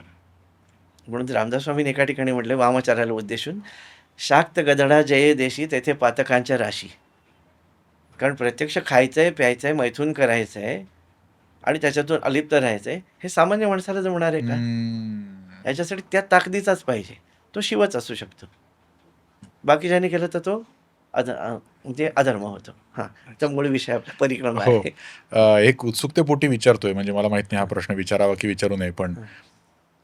स्वप्नात आलेली मैया आणि नंतर त्या दिवशी दर्शन दिलेलं, तो चेहरा आठवतो अजून? होय. कारण ते दर्शन असतं ना, ते कायमचं कोरून राहतं मनावर. बापरे! दोन्ही चेहरे एकसारखे होते काही? त्या चेहऱ्यावर तेजच एवढं होतं, की तुम्ही त्याला असं, कारण ते निर्गुणाचं सगुणामध्ये येणारं ती स्टेज आहे ना ती. त्याच्यात तुम्ही असे डोळे होते, असं नाक होतं, असं असं आयडेंटिफाय नाही होत. नाही करू शकत. पण तेज एकच होतं. हम्म. त्यावेळेची जी फिलिंग होती ती आठवते तेव्हा काय? म्हणजे मी हे का विचारतो, कॉन्टेक्स्ट एकदम स्पष्ट सांगतो तुम्हाला. आपण या आधी रेकॉर्ड केलेल्या पॉडकास्टच्या शेवटी पण मी म्हणलो होतं की तुमचा प्रेझेन्स आम्हाला जाणवतो स्टुडिओत, आणि तो प्रेझेन्स माझ्या नेहमी लक्षात राहील की मला तेव्हा, आत्ता आपण बोलतोय, I will always remember how I am feeling right now. तसं त्यावेळी नक्कीच. ते जाणवतंच. कमाल. आणि ते आपल्याला नाही, आपल्या आजूबाजूचे जे त्या ताकदीचे असतात, त्यांना सुद्धा ते जाणवतं. म्हणजे एक परिक्रमेतला हे सांगतो किस्सा, की आम्ही समुद्र पंचक्रोशी म्हणून एक प्रकार आहे. जनरली कोणी परिक्रमावस्थेत तिकडे जात नाहीत. पण विमलेश्वरून आपण बोटीतनं बसून मिठी तलाईला उतरतो. समुद्र पार करतो. समुद्र पार केल्यानंतर सगळेजण मिठी तलाईकडे जातात, म्हणजे जिकडे ती मिठी तलाई म्हणजे गोड्या पाण्याची विहीर. एवढ्या सगळ्या भागात एकच गोड्या पाण्याची विहीर आहे. तिकडे सगळेजण जातात आणि तिकडनं मग सुवा गाव वगैरे असं करून परिक्रमेच्या मार्गाला लागतात. पण ही जी समुद्र पंचक्रोशी आहे, ही समुद्राच्या कडेने जाऊन दाहोद वगैरे ती गावं आहेत. आता रिलायन्सचा खूप मोठा प्रोजेक्ट आहे तिकडे. आता चालणं फार कंटाळवाणं होतं, कारण डांबरी रस्त्याने चालायला लागतं. पण आम्ही जेव्हा पहिल्यांदा गेलो, तेव्हा वाळूतनं आम्ही चाललेलो होतो. खूप लांब नाही आहे, पण खूप कठीण आहे. म्हणजे वाळूतनं ते एवढंच अंतर चालणंसुद्धा खूप त्रासदायक होतं. तर तिकडे भूतेश्वर महादेव म्हणून एक आहे. तर भूतेश्वर महादेवला एक भूतनाथ बाबा म्हणून राहतात. फार मस्त नाव, मला फार आवडतात ही नावं. मी त्यांना विचारलं होतं, की तुमचं नाव काय बाबा? म्हणजे आपको किस नाम से जाने? तर म्हणे, हां. "ये भूतेश्वर के पास कौन रहेगा? भूतनाथ ही तो रहेगा. तू मुझे भूतनाथ ही बोल दे." पण अतिशय प्रेमळ होते. म्हणजे हरणीसारखे डोळे त्यांचे, एकदम काय म्हणतात त्याला, वात्सल्याने भरलेले असे. त्यांनी आम्हाला जेवू खाऊ घातलं, सगळं आम्ही राहिलो तिकडे. आणि दुसऱ्या दिवशी ते बाबा आमच्याबरोबर चालायला निघाले. म्हटलं, "बाबा आप कहाँ पे आ रहे हो अभी?" म्हणे म्हणजे मला असं वाटलं मला सोडायला येतंय ते. मी आहे ना अहंकार. हां. हां. मला म्हणाले, "बुद्धू तुझे थोड़ी छोड़ने आ रहा हूँ. तेरे साथ जो चल रही है ना, उसको छोड़ने के लिए आ रहा हूँ." म्हटलं, "कौन चल रही है?" "वो लाल साड़ी वाली है, हाथ में गन्ने का ये पकड़े हुए है." त्रिपुर सुंदरीचं वर्णन त्यांनी केलं. आपल्याला दिसत नसतं ते. पण जे ताकदीचे संत सिद्ध सत्पुरुष आहेत ना, त्यांना ते व्हायब्रेशन किंवा त्यांना त्या गोष्टी आपल्याबरोबर चालताना दिसतात. म्हणून ते म्हणाले, "बुद्धू तुझे छोड़ने थोड़ी आ रहा हूँ. तेरे साथ जो चल रही है उसको छोड़ने के लिए आ रहा हूँ." तुमच्या प्रश्नाचं उत्तर हेच आहे. मग ते अखंड जवळ असल्यानंतर आपल्याला आनंदाचाच अनुभव अखंड येणार आहे. असे बरेच अनुभव आले असतील ना? म्हणजे वेगवेगळ्या प्रकारच्या हो, संत असतील. तुम्ही मगाशी आपण गप्पा मारतो तेव्हा सांगितलंत, की हो, वेगवेगळ्या प्रकारची लोकं भेटतात हो, नर्मदा परिक्रमेमध्ये. तर असे बरेच वेगवेगळे अनुभव आले असतील? हो, नक्कीच. अ, खरं सांगायचं तर एक जहागीरदार महाराज म्हणून आहेत मंडलेश्वरला. अगदी भयंकर शिवराळ भाषा असते त्यांची. अगदी स्वामी समर्थच आपल्याला वाटतात ते. अच्छा. त्यांनी एक मला सांगितलं होतं, की "अरे, देव बघायला काही जाऊ नको परिक्रमेमध्ये. देव तर तुझ्यातच आहे. माणसं बघ, माणसातला देव बघ," म्हणाले. हं. "माणसाच्या रूपाने जो येऊन तुझे पालन-पोषण करतो ना, त्याच्या पाया पड." आणि मला ते आवडलं. त्याच्यामुळे मी प्रत्येक माणूस वाचत गेलो तिकडे, हं. की हा कुठल्या उद्देशाने सेवा करतोय, ह्याचं मनस्थिती काय आहे. शूलपाणीच्या झाडीतनं आम्ही जात असताना एका ठिकाणी, तुम्हाला सांगितलं का मागच्या पॉडकास्टमध्ये होतं का माहीत नाही. असेल तर एडिट करा तुम्ही. नाही, नाही. दुपारची वेळ होती, भूक लागलेली होती आणि काही हं. मुलं खेळत होती. त्यांनी आम्हाला जेवायला नेलं. अर्धी-अर्धी भाकरी आणि मिरची खायला दिली. त्यानं विचारलं, की "तुमचं जेवण?" तर म्हणाले, की "आमच्या वाटचंच तुम्हाला दिलेलं आहे. आता आम्ही उद्या जेवणार." त्यावेळेला त्याग काय असतो आणि आपण कसलं स्वतःचं महिमामंडन करत असतो. बापरे! लहान मुलांना एवढा संस्कार देणारे आई-बाबा किती संस्कारी असतील. त्यावेळेला पटतं, की मार्कंडेय मुनी म्हणतात, की हजारो जन्मांची पुण्याई असेल तर नर्मदेचं दर्शन घडतं. लाखो जन्मांची पुण्याई असेल तर नर्मदा परिक्रमा घडते आणि करोडो जन्मांची पुण्याई जर गाठी असेल, तर नर्मदेच्या काठी जन्म मिळून तिच्याकडे राहायला मिळतं. त्यामुळे हं. मला ही जी सगळी माणसं जी भेटली ना, मला प्रत्येक माणूस योगीच वाटला. कारण मार्कंडेय ऋषी खोटं बोलणार नाहीत ना. ते म्हणतात, की जो पुण्यवान असेल तोच नर्मदेचं पाणी जन्मापासून पितो. त्यामुळे तिकडे पाणी पिणारं डुक्करसुद्धा मला ते पुण्यवान वाटायला लागलं. प्रश्नच नाही. इकडे अक्रूराची भक्ती आपल्याला उपयोगी येते. दंडाची ये परी लोटांगण घाली, वंदितो श्वान सुंकर. गोकुळातल्या कुत्र्यांना आणि डुकराला सुद्धा अक्रूरांनी नमस्कार केलेला आहे. त्या मनस्थितीतून मैया आपल्याला नेते, की "अरे, हे जन्मापासून माझं पाणी पित आहे. तुला दिसत असतील वेगवेगळे आकार, पण माझ्या दृष्टीने हे योगीच आहेत." आणि खरोखर त्यांची मनस्थिती बघितल्यानंतर इतका त्याग आपली मुलं करतील का हो? विचारा. नाही हो. नाही. "बेटा, आज आपल्याकडे पाहुणे आलेत, तू जेवू नकोस. आपण तुला नंतर देते, अर्ध्या तासाने देते." नाही ऐकत मुलं. आणि ही फक्त मुलं नंतर म्हणाली, देतो म्हटलं तरी ऐकत नाहीत. नंतर खरंच. देतो म्हटलं तरी ऐकत नाहीत. आणि ही मुलं मात्र म्हणाली, की "नहीं ये हमारे ही हिस्से का आपको दिया है, हम कल खाएंगे." ही योगाची मनस्थिती नाही का? बापरे! अजून एक आत्ताच्या ह्या परिक्रमेमध्ये आम्ही शूलपाणीतनंच जात असताना, आता तिकडे बऱ्यापैकी सुधारणा आहे. तसं काही मागासलेपणा म्हणजे आहे, मागासलेपणा आहे, गरिबी आहे, पण पहिल्यासारखं खूप कठीण वगैरे काही आता राहिलेलं नाही. पण तरीसुद्धा मनस्थितीत काही फरक नाही. हं. एक झोपडी होती, त्या झोपडीच्या पाठच्या बाजूला एक बाई भांडी घासत होती आणि तिची 2 वर्षाची मुलगी, तिला धड बोलताही अजून पूर्ण येत नाही. ती अ, ते जे फाटक होतं त्यांच्या घराचं, तिकडे ती बसलेली होती मुलगी आणि आम्ही गेल्यानंतर "न ह, न ह, ह" अशी खूण केली तिने. म्हणजे नर्मदे हरही तिला म्हणता येत नव्हतं. नर्मदे हर चहा पिऊन जा, चहा पिऊन जा म्हणून. हे बघितल्यावर स्तिमित होतं आणि मग ही योगिनीच आहे. म्हणून माईच्या काठावर आहे. हं.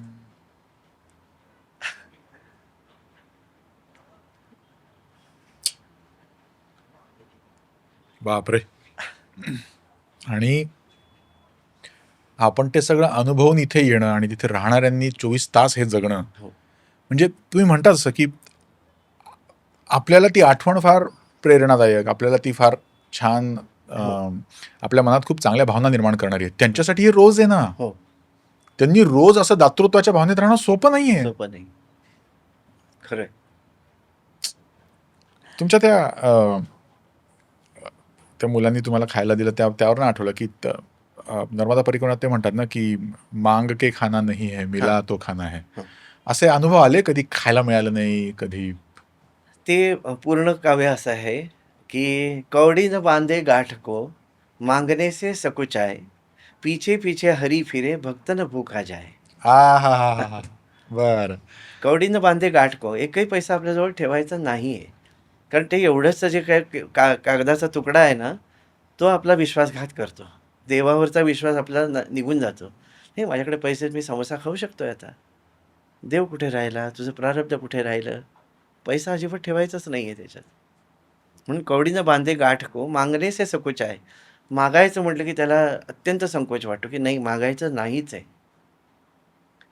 असं जो पाळतो, "पीछे पीछे हरी फिरे." त्याच्या पाठी हरी येतो आणि त्या भक्ताला भुकेलेलं ठेवत नाही. तर हे डोक्यात बसलेलं होतं.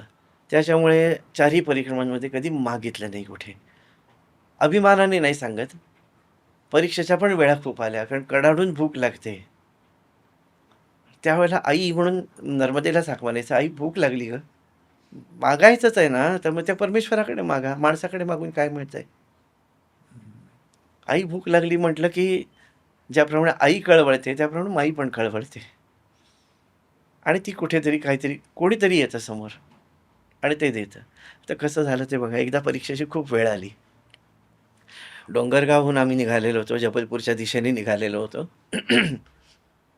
आणि एक अगदी खेड म्हणजे 200-300 लोकवस्ती असेल नसेल एवढं. धुमगडच्या आधीचं गाव होतं. ते गावाचं नाव विसरलो मी.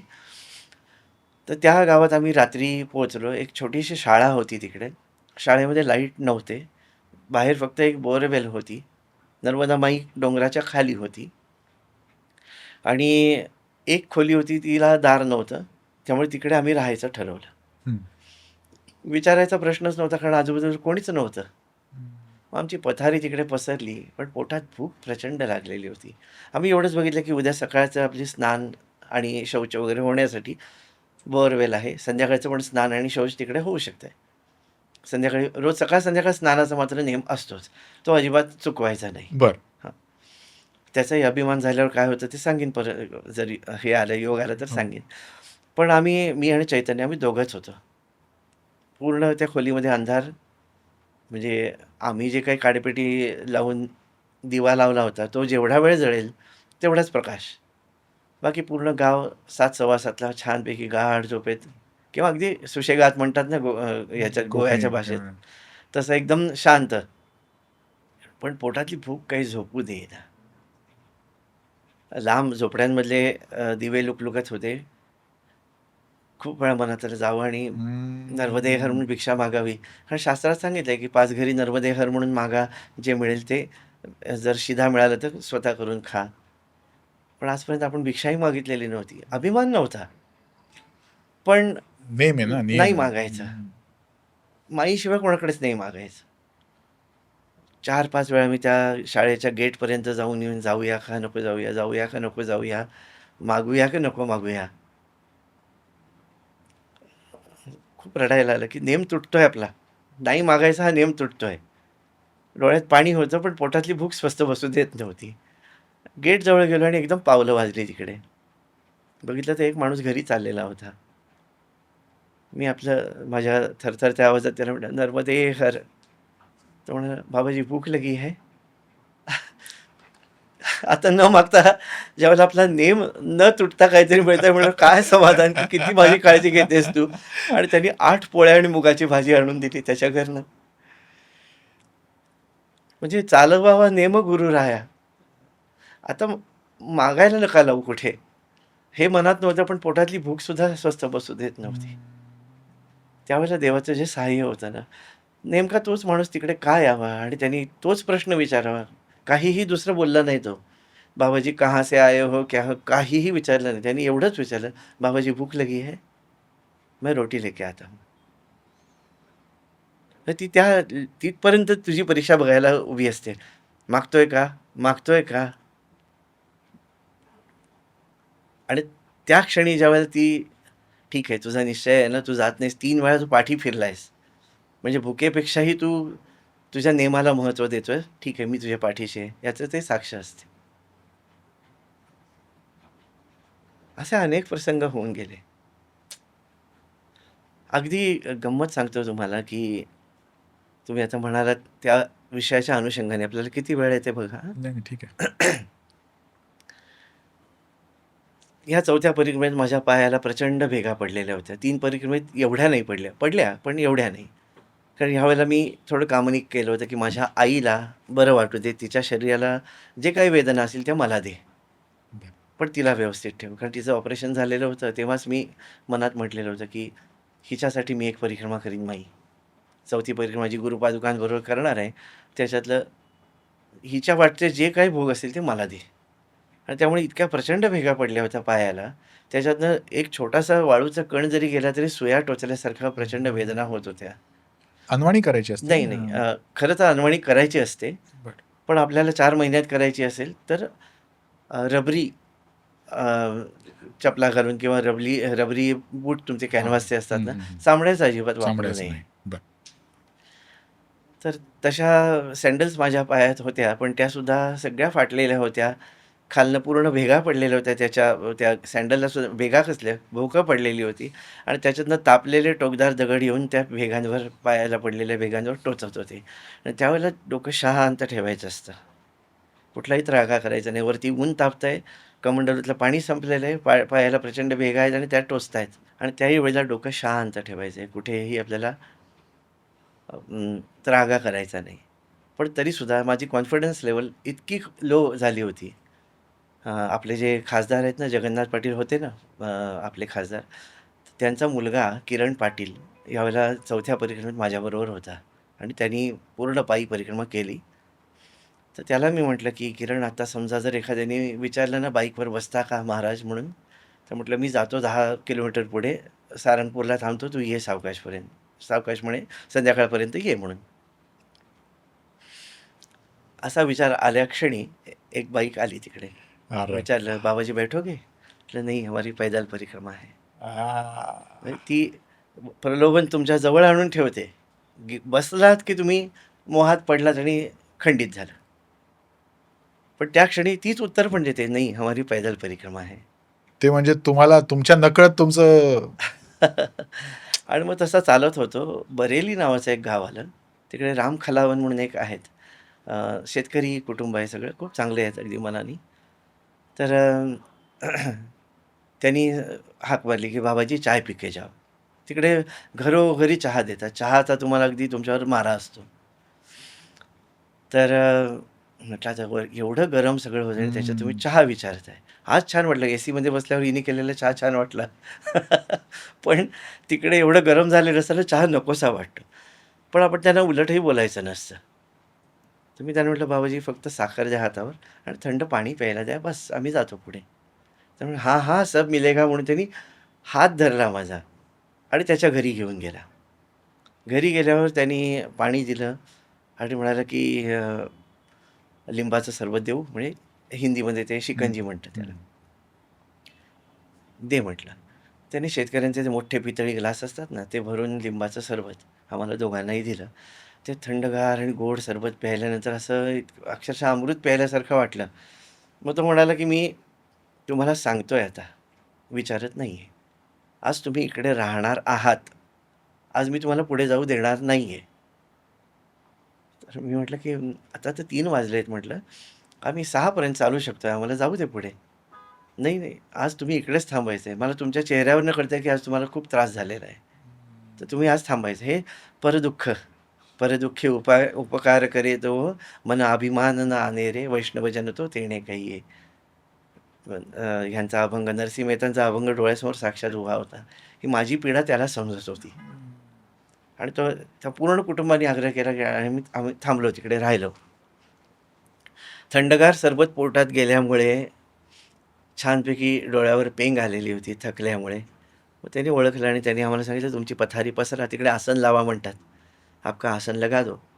मग ते आसन लावलं, पडल्याबरोबर घोरायला लागलो आणि जाग आली. त्याच्या आधी एक प्रसंग असा झाला होता, की किरणनी माझ्या पायाचे फोटो काढून आईला पाठवले होते, की हे ऐकत नाहीत माझं. म्हणजे एटीएममधनं पैसे काढून लावायला काय हरकत आहे, असं सगळ्यांचं मत होतं आणि आई पण मला ओरडली होती, "अरे तुझ्याकडे पैसे नाहीत का? पैसे नसेल तर एटीएममधनं काढ आणि मलम घेऊन लाव ना." तेव्हा सहज उत्तर दिलं गेलं होतं, की माझं प्रारब्ध संपलं, की मैया त्याच्यावर काहीतरी उपाय करेल आणि माझा हा भोग संपेल. मी जर बापरे! स्वतःहून संपवायचा प्रयत्न केला, तर तो भोग शिल्लक राहणार आहे हं. आणि तो मला पुढे भोगावाच लागणार आहे, मला किंवा तुला.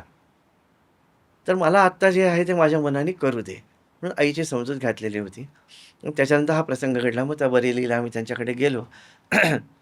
जेव्हा मला जाग आली 5, 5:15च्या सुमाराला, तेव्हा माझ्या पायाला कोणीतरी हात लावत होतं. पटकन मी पाय जवळ घेतले आणि उठून बसलो आणि बघितलं तर त्या घरातला जो सगळ्यात मोठा मुलगा, जे राम खलावन आहेत त्यांचा मुलगा, तो माझ्यासाठी बाईक काढून 10 किलोमीटर पुढे जाऊन त्यांनी मलम आणलेलं होतं आणि मला क कळू नये म्हणून हळूवार हाताने माझ्या पायाच्या सगळ्या भेगा त्यांनी मलमाने भरून काढलेल्या होत्या. तेव्हा जाणवलं, की आता प्रारब्ध संपलंय. आपण काही न मागता हे झालेलं आहे. आणि त्याच्यानंतर काय झालं, की ती रात्र आम्ही त्यांच्याकडे राहिलो. पायाला बऱ्यापैकी आराम पडला. दुसऱ्या दिवशी सकाळी फ्रेश झालो. सगळं ते आपलं बाडबिस्तर असतं ते सगळं घेतलं खांद्यावर आणि निघालो. निघालो आणि बाहेर चपला दिसेनात माझ्या कुठे. तर ते हसायला लागले. म्हणे, "क्या देख रहे हो बाबाजी?" म्हटलं, "शायद कुत्ते ने मेरी चप्पल लेके गया है, शायद ऐसा लग रहा है." तर हसायला लागले. "कुत्ते ने नहीं, हमने ही छुपाई है," म्हणाले. म्हणजे किती फाटल्या होत्या चपला, म्हणजे एवढं का हां. त्रास देत आहे शरीराला? असं म्हणून त्याने नवीन जोड माझ्या पायामध्ये घातला. म्हणजे इकडे मला ना मध्व मुनीश्वरांचा अभंग जगायला मिळाला. तू माझा यजमान रामा, जननी जठरी रक्षियले मज, जननी जठरी रक्षियले मज, पोसून पंचही प्राण रामा, तू माझा यजमान. बाहेर निघता मातेच्या स्तनी, बाहेर निघता मातेच्या स्तनी, पय केले निर्माण रामा, वॉव! तू माझा यजमान. ऐसे असता या पोटाची, ऐसे असता या पोटाची, का करू चिंता जाण रामा, तू तू माझा माझा यजमान. यजमान. मध्वमुनीश्वर स्वामी रमापती, मध्वमुनीश्वर स्वामी रमापती, धरी माझा अभिमान रामा, तू माझा यजमान. वाह! वाह, वाह, वाह, वाह! तो अभंग ती जगायला लावते.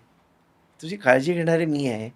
आईच्या पोटातून जन्माला आलास, बाहेर आलास, त्यावेळेला ते एवढ्याशा मुलाच्या तोंडामध्ये दात नाही, ते काय खाईल? याची चिंता देवाला पडलेली होती. त्याने आईच्या स्तनामध्ये दूध निर्माण केलं रे तुझ्यासाठी आणि तू मात्र किती त्याच्यावर अविश्वास ठेवून माझ्या ह्याच्यावर मिळवलं, माझ्या किती मी करशील? कबीर पण म्हणतात, "हं, मेरा मेरा कर क्या सुख पाया, हां. राम नाम बिन झूठ कमाया. हरि बोलो, हरि बोलो भाई. हरि ना बोले वाकू राम दुराई." हा मेरा मेरा पण जे आहे ना, ते ती काढून टाकते. तुझंच आहे सगळं, तुझंच आहे, तुझं मी पण तुझाच आहे. मध्व मुनीश्वर स्वामी रमापती धरी माझा अभिमान. तू अभिमान धर की हा माझा आहे, हा माझा भक्त आहे, याला जे काय लागेल ते मी पुरवणार आहे, हा तूच अभिमान धर आणि माझ्यातला अभिमान पण तू घेऊन टाक. ही स्टेज परिक्रमेमध्ये मिळायला हवी, अपेक्षित आहे. पण कुठेही कंप्लेंटला जागा नाही तिकडे. ही स्टेज परिक्रमेत येण्यासाठी आधी काही म्हणजे मला थोडं काय वाटतंय की आपण आता मगाशी म्हणालो की कोणीतरी जाणार आहे परिक्रमेला. हं. आम्ही असं अगदी प्रामाणिकपणे परिक्रमा करायचं ठरवलं जरी जसं तुमचं पहिल्या परिक्रमेत झालं की हो यू वर नॉट प्रिपेअर्ड किंवा हो. You were not in that mindset किंवा हो. तुमची साधना होत गेली, तुम्ही म्हणजे तुमची तर आधीपासून कित्येक वर्ष साधना होती तरी सुद्धा असं झालं. हं. आमच्यासारख्यांनी आधी काही करावं प्रिपरेशन. आधी एवढंच करावं की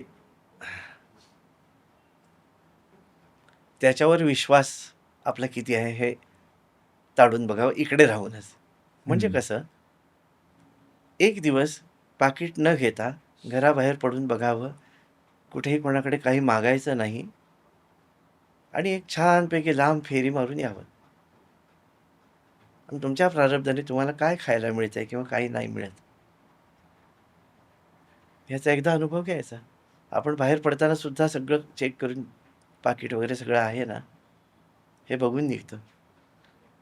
आणि खरं सांगायचं तर ना, मी स्वतःची घेतलेली परीक्षा म्हणता येणार नाही त्याला, पण एक प्रसंग असा घडला की ज्याच्यामुळे माझा विश्वास खूप बसला.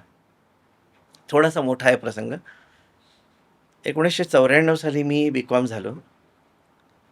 तर बी.कॉमच्या परीक्षेच्या आधी ज्यावेळेला फॉर्म फी भरायला लागते,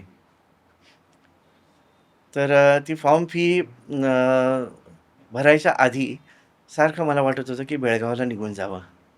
घर सोडून बेळगावला पळून जावं. कारण आईशिवाय मला दुसरं काही नको.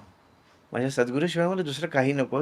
ही भावना इतकी इतकी म्हणजे तीव्र झाली. पण ते फॉर्म फी जी भरायची होती ₹130 भरायची होती त्यावेळेची.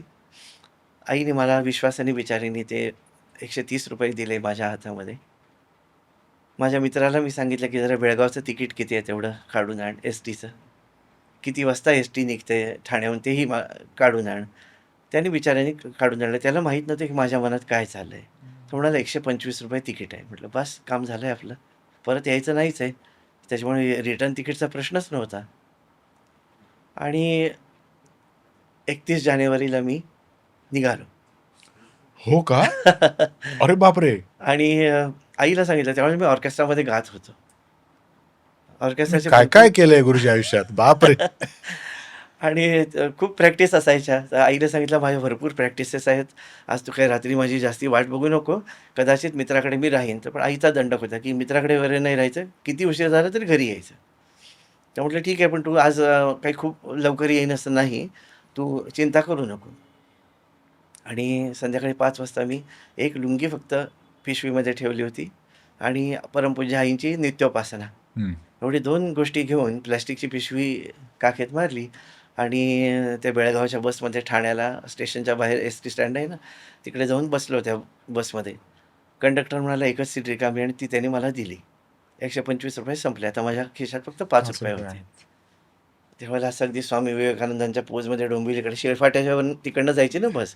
तर आता पुढच्या वेळेला याल त्यावेळेला संत म्हणून स्वागत कराल वगैरे अशा ह्यानी बघितलं.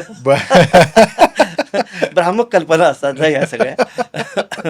वैराग्य म्हणून फार वेगळंच असतं, पण खरंय. त्याची कल्पना नव्हती. तर मग साताऱ्याला रात्री 2 वाजता बस पोहोचली. मग मात्र आईची भयंकर आठवण यायला लागली, हम्म. की तिने मला कधी विरोध केला नाही कुठल्या गोष्टीत. तरीसुद्धा मी तिला सोडून आलो. हे माझं चुकलं की काय? बरं आता परत जायचं म्हटलं तरी ₹5 मी काही साताऱ्याहून डोंबिवलीला जाऊ शकत नाहीये. आता पर्याय नाही. तुला बेळगावला गेल्याशिवाय पर्याय नाही हे मनातनं. मग बेळगावला सकाळी 7 वाजता पोहोचलो. त्यावेळेला काही एक्सप्रेस वे नव्हता ना, त्यामुळे जास्ती वेळ लागायचा प्रवासाला. तर बेळगावला पोहोचलो आणि एरवी कशी सवय असते, की आई-बाबांबरोबर गेलं, की बसमधनं उतरलं, की रिक्षात बसायचं आणि आपल्या ठिकाणी हो. जायचं. तसं रिक्षात जाऊन बसलो. तो म्हणाला, "कुठे जायचंय?" म्हटलं, "हरिमंदिर." तर तो म्हणाला, ₹25 होतील. तुमच्याकडे ₹5च बापरे! माझ्याकडे ₹5च आहेत. उतरलो खाली. मग त्याला लक्षात आलं. तो म्हणाला, "पैसा नहीं है क्या?" म्हटलं, "नहीं है." मग त्याने दाखवली, "ही समोरची बस आहे ना, ही हरिमंदिरला जाईल. ₹2.50त पोहोचशील" म्हणे तिकडे. मग त्याने त्या बसमध्ये बसवलं आणि हरिमंदिरच्या गेटमध्ये मी उतरलो. गेटमध्ये उतरलो. मंगळवार होता.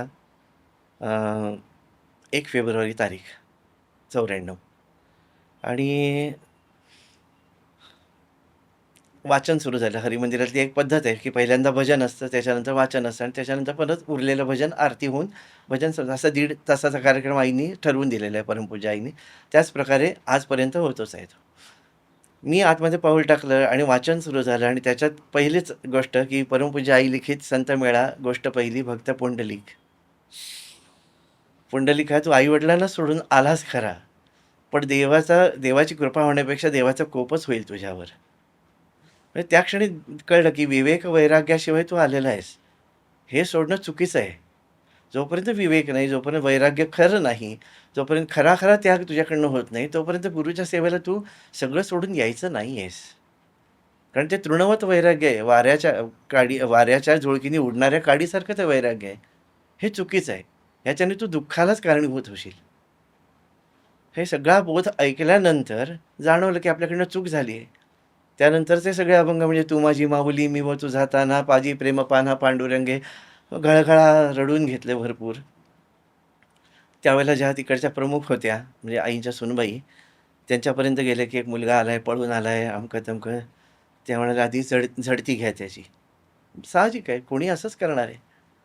बघितलं तर काही नाही, आईची नित्योपासना आणि एक लुंगी एवढंच आहे. त्या म्हणाल्या, की "आम्ही असंच ठेवत नाही, तू आता चालायला लाग. हरिमंदिरात आम्ही असं ठेवत नाही कोणालाही. पत्र असल्याशिवाय आम्ही राहायला सुद्धा देत नाही." हम्म.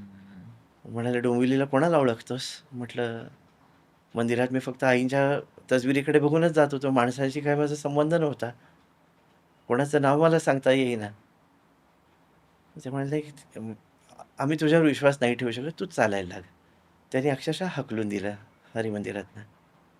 त्यावेळेला "तुम बिन गुरुजी मैं निराधार, अनाथ को मुझे देवोजी आधार" या भजनाचा अर्थ कळला. त्या गेटच्या बाहेर उभं राहून फक्त आईंकडे बघत होतो, की "आई, आता तुम्हीच आहात. आता मी ज्यांना माझं म्हणत होतो ते सगळे इतके लांब आहेत आणि त्यांच्याशी माझा काही संपर्कही नाहीये. आता तूच सांभाळ." आणि त्याच्यानंतर आईंच्या सुनबाई आतमध्ये निघून गेल्या. एक महागावकर म्हणून काका होते, त्यांनी मला गुपचूप अन्नपूर्णागृहात नेलं. आपण फौजदाराकडे आपण दिलेलं होतं ना, त्या कुठूनतरी करत होत्या म्हणजे त्यांची जी काही करामत होती ती. त्यांनी आतमध्ये नेलं अन्नपूर्णागृहामध्ये मला भरपूर पोहे खायला घातले. म्हणाले, की "हे बघ, मी एवढंच करू शकतो तुझ्यासाठी.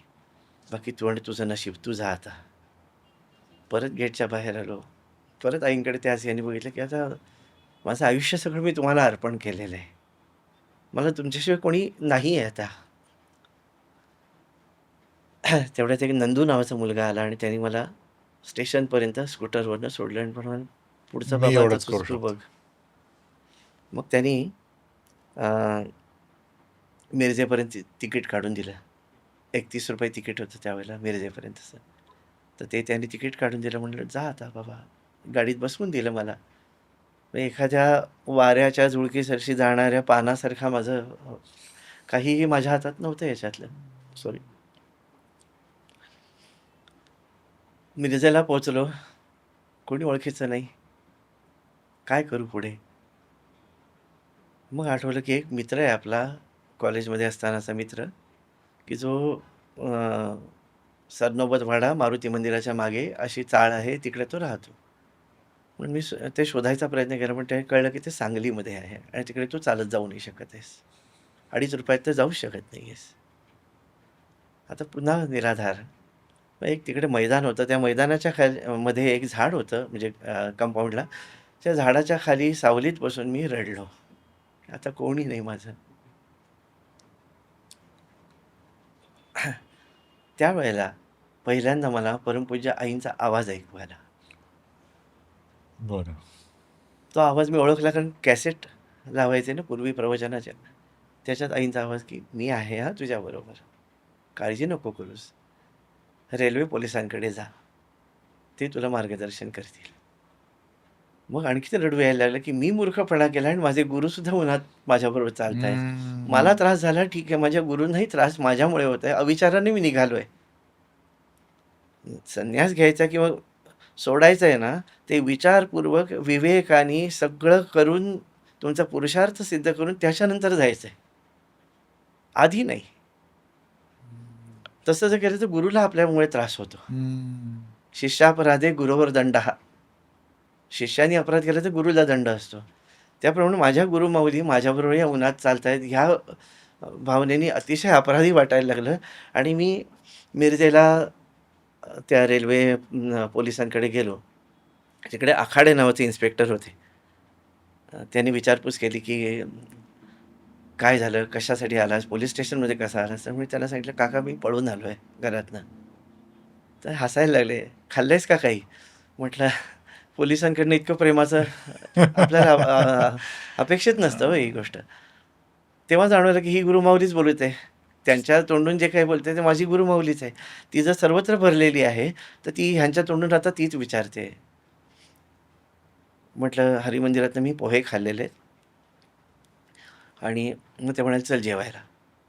रेल्वे कॅन्टीनमध्ये नेऊन त्यांनी चारही ठाव, म्हणजे श्रीखंड पुरीसहित सगळं जेवण माझ्यासमोर, आणि वडिलांच्या मायेने अगदी, "हे खा, खाल्लंच पाहिजे, एवढं संपव, संपवलंच पाहिजे."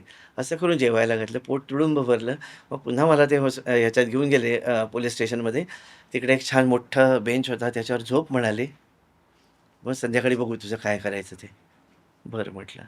मग 4, 4:30, 5 वाजता त्यांनी ते म्हणाले, की "आमचे सगळे पोलीस आहेत, ते व्हॉलीबॉल खेळणार आहेत.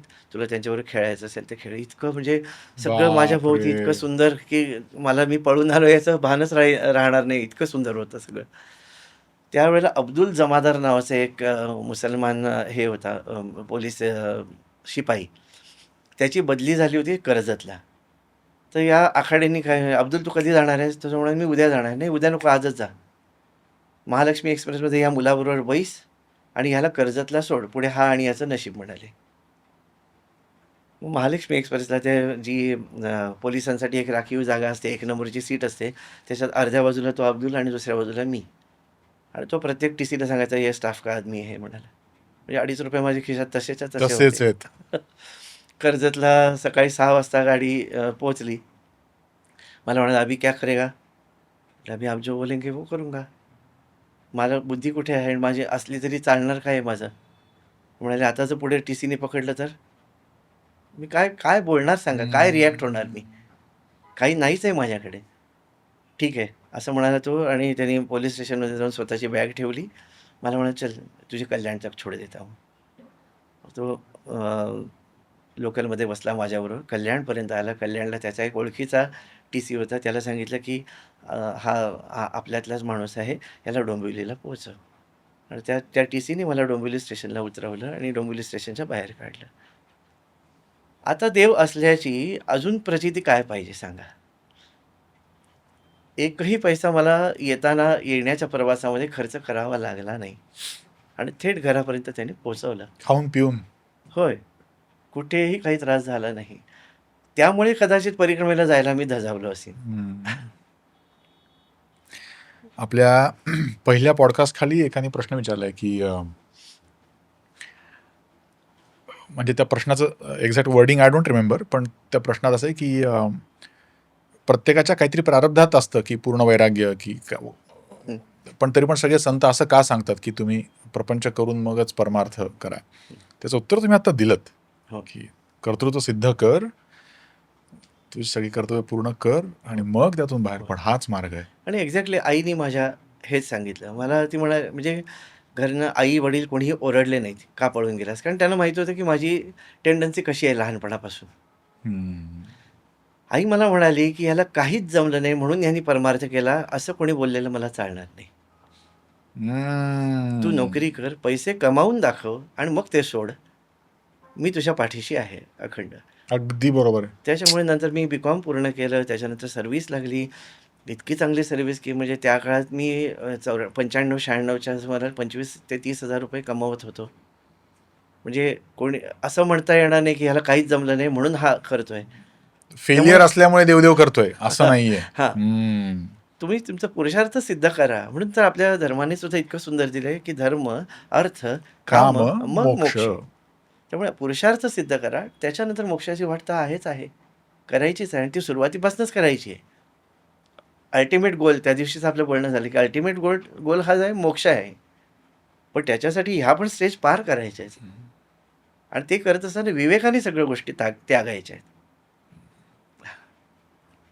वा, गुरुजी तुमचं मार्गदर्शन थांबावं असं वाटत नाही. पण मी शेवटचं परत थोडंसं पहिल्या प्रश्नाच्याच अनुषंगाने शेवटचा प्रश्न विचारतो की आम्हाला जर नर्मदा परिक्रमा करायची असेल तर नियम किंवा काय टाळा काय करा असं काही थोडक्यात सांगू शकाल? सर्वात प्रथम म्हणजे आपण घरामध्ये किती अलिप्त राहू शकतो हां. हा अभ्यास केला पाहिजे. काहीतरी साधना पाहिजे, आपल्या गुरूंकडनं मिळालेली साधना पाहिजे की त्या साधनेवर आपला निष्ठा पाहिजे. दुसरी गोष्ट म्हणजे गोंदवलेकर महाराज सांगतात त्याप्रमाणे घरात पाहुण्याप्रमाणे राहावं. जसं आपण कोणाकडे पाहुणे म्हणून गेलो तर आपल्या बॅगा वगैरे सगळं माहिती असतं आपल्याला, हे सगळं भरून ठेवायचं आहे आणि निघायचं आहे. तशी घरामध्ये आधी विरक्ती तुमची किती आहे? परिक्रमेचा मेन क्रायटेरिया विरक्ती हाच आहे. खायला मिळालं तरी मी शांतच राहिलं पाहिजे, खायला नाही मिळालं तरी मी शांतच राहिलं पाहिजे, झोपायला जागा मिळाली तरी मी शांत पाहिजे, झोपायला जागा नाही मिळाली तरी मी शांतच पाहिजे. रंगवदूत महाराजांचा एक फार सुंदर अभंग आहे, तो सगळ्यावर प्रकाश टाकतो. आन पडे सो सहना रे मन, मस्त सदा दिल रहना. त्याच्यामध्ये ते म्हणतात, कोई दिन घी गुड़ मौज उड़ाना, कोई दिन भूख सहना, कोई दिन गाड़ी कोई दिन वाड़ी, कभू स्मशान जगाना रे मन, मस्त सदा दिल रहना. कोई दिन कंबल कोई दिन अंबर, कभू दिगंबर सोना. अरे बाप रे. आत्मनशा में देह बुला के साक्षी होकर रहना रे मन, मस्त सदा दिल रे. याचं आधी आपण घरी थोडा अभ्यास करायला पाहिजे की मला पंख्याशिवाय झोप लागते का, लागली पाहिजे. आधी देहाला इकडे ट्रेंड करायला पाहिजे, मनस्थिती इकडे आपली सगळी व्हायला पाहिजे. घरात सुद्धा ज्यावेळेला आपण शांतपणे राहू, त्यानंतर परिक्रमेचा मार्ग धरला तर त्याच्यातनं जे काय मिळायचं ते मिळतं. नाहीतर मग भांडाभांडी करून तिकडे हे काहीच नाही हो, तिकडे ह्यांना जगन्नाथ कोंटेंनी लिहिलेलं खोटं आहे म्हणून सांगतात. तुम्ही त्यांच्यासारखी तपश्चर्या केली का? तुम्ही त्यांच्यासारखा त्याग केला का? चंद्रकांत पवारजी म्हणून जे आहेत, त्यांनी नमामि देवी नर्मदे म्हणून लिहिलेलं आहे. आज तो माणूस शूलपाणीतल्या सगळ्यात दुर्गम भागामध्ये त्या आश्रमामध्ये राहतात ते आणि आनंदात राहतात. ती मनस्थिती त्यांची होती, त्यांचं वैराग्य तेवढं होतं, त्यांनी आधी स्वतःला तेवढं डेव्हलप केलं होतं आणि मग तिकडे गेले होते. म्हणून घरी आपल्याला हेच अभ्यास करायचा आहे की माझ्यात वैराग्य किती आहे, माझी आसक्ती कशात आहे. म्हणजे आसक्तीवरनंच सांगतो की छोट्या छोट्या गोष्टी आपल्याला चकवतात हो तिकडे. जरा जरी आलं ना मनामध्ये, ते पूर्ण होतं आणि ते पूर्ण झालं ना की त्या मायेत अडकतो आपण. हीच परीक्षा आहे. हां. माझं वड्यामध्ये तुम्ही मगाशी म्हणालीच ना ताई तसं, की वड्यामध्ये माझा जीव अडकलेला होता. होता आहे आता आता आता मिळाला तरी ठीक आहे, नाही मिळाला तरी काही विशेष वाटत कारण नाही. मगाशी आम्ही तुम्हाला तो मोह करायचा प्रयत्न केला. तर परिक्रमा संपत असताना तिसरी परिक्रमा नाही दुसरी परिक्रमा संपत असताना मी चैतन्याला म्हटलं होतं, की चैतन्य आता मी घरी गेलो ना, की आईला सांगणार आहे भरपूर वडे कर, मला वडे खायचे आहेत. आता 8 दिवसात परिक्रमा संपणार आहे आपली. मग त्याच्यानंतर रिझर्वेशन केलं की सांगेन. मग आई त्यावेळेला घरी वडे करणार आहे. तर तो म्हणाला, "काय गुरुजी अजूनही वड्यात अडकलात आ. म्हणा." म्हटलं, "नाही रे, अडकलो असं नाही, पण वाटतंय खावंसं." स्वतःशी प्रामाणिक आहे. पण हे तिकडे ऐकणारी कोणीतरी शक्ती आपल्याबरोबर चालते ह्याचा त्या क्षणी विसर पडतो. दुसऱ्या दिवशी आम्ही सकाळी निघालो, तर 6 वाजता एका टपरीवरनं हाक आली, "आओ बाबाजी चाय पी के जाओ." आता हे नॉर्मल होतं. चहा प्यायला म्हणून गेलो, तर म्हणे, "एक 5 मिनिट रुको." आणि त्यांनी गरम-गरम वडे काढून त्यावेळेला रडलो. बापरे! अक्षरशः धाय मोकळून रडलो, की त्या क्षणी मोक्ष मागितला असता तर वड्यात अडकलो ना. ती द्यायला बसलेली आहे, पण तुम्ही भिकाऱ्यासारखंच काहीतरी मागत मा राहता. मागायचं तर तिच्याच मांडीवर बसायचं मागायचं आहे ना, की हं. अखंड तुझ्यासारखा आनंदी कर. तिचे आरतीच आहे. ओम जय जगदानंदी, दिशतीनं आनंदी. सो अखंड आनंद आहे तो मला दे.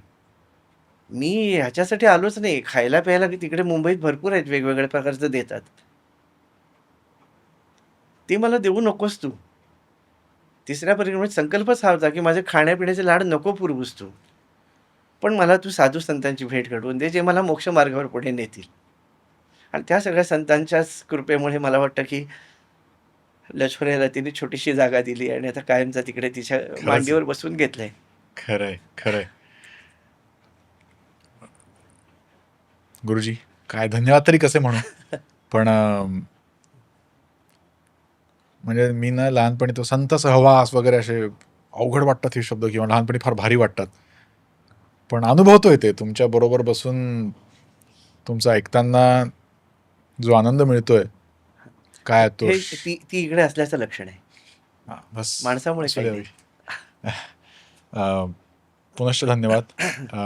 परत एक दोनदा शक्य झालं तर आपण परत एखाद्या विषयावर आपल्याला कठोपनिषदवर हो, आम्हाला शिकायचं तुमच्याकडून, तर आपण त्यावर सुद्धा एकदा नक्की करू. जरूर बोलूया. तुम्हाला सर्वांना अजून काय म्हणू? बस